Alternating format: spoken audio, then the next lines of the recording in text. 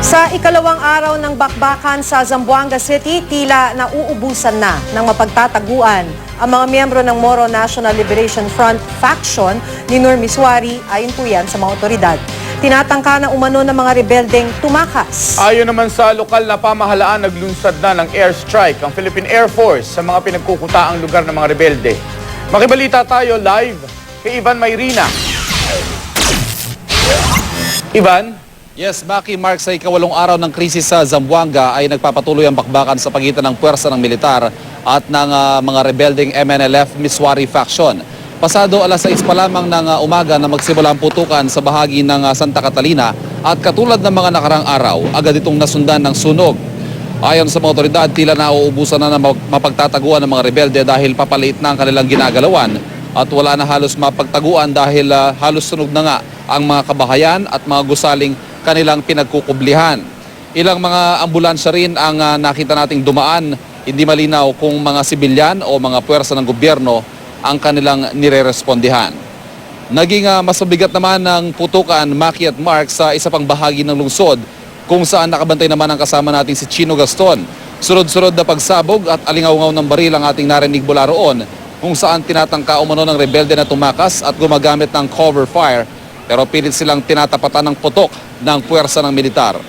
Kasunod dito, dakot tanghali, nakita naman natin ang mga attack helicopters ng Philippine Air Force na nagpaikot-ikot sa lugar, pero nung oras na yon, hindi pa sila nagpapaputok o nagpapakawala ng mga bomba sa posisyon ng mga kalaban, pero kinumpirma na ng Philippine Air Force na nagsagawa na nga sila ng airstrike kani-kanina lamang.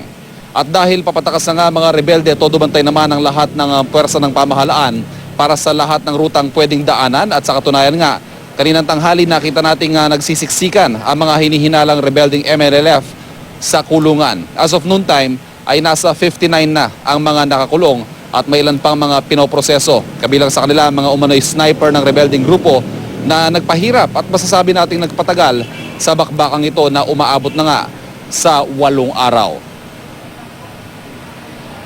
Samantala, Maki at Mark, mamaya ay magkakaroon ng press conference ng Crisis Management Committee. Makakakuha tayo ng update sa press conference yan sa estado ng bilang ng mga namatay at kung kailan posibleng matapos ang krisis na ito dito sa Zamboanga City. Maki, Mark.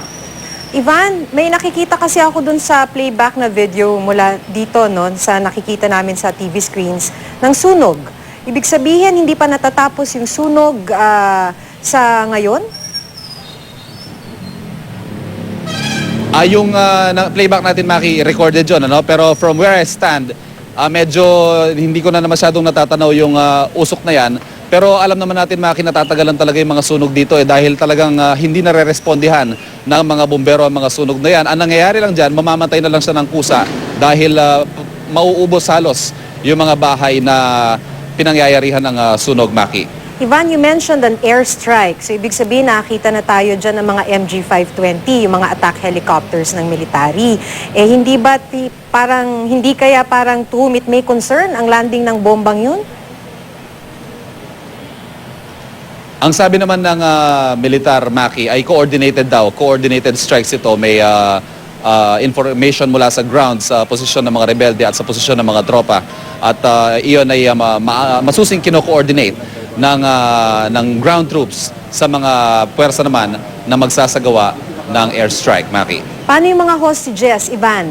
Hindi ba't may mga hawak pang hostages? So kung nagkakaroon ng aerial strike, hindi baka madamay itong mga hawak ng hostages ng MNLF.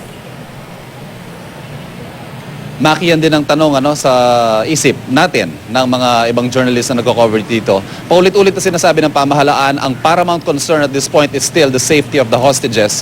Pero hindi natin ma-reconcile yon sa nakikita nating mga actions sa ngayon dahil alam naman natin kung talagang ginagamit na human shield itong mga hostages ay mahirap naman talagang mahiwalay yung kung sino ang tatamaan ng offensives, lalo na airstrike ito at hindi naman very precise ang tama ng papakawalang ammunition ng pamahalaan, Maki. Siguro mamaya, pag nagkaroon ng press conference, ay magandang maitanong din natin yan kung paano nila maipapaliwanag itong mga hakbang na ito ngayong maghapon. Maraming salamat sa iyo, Ivan Mayrina.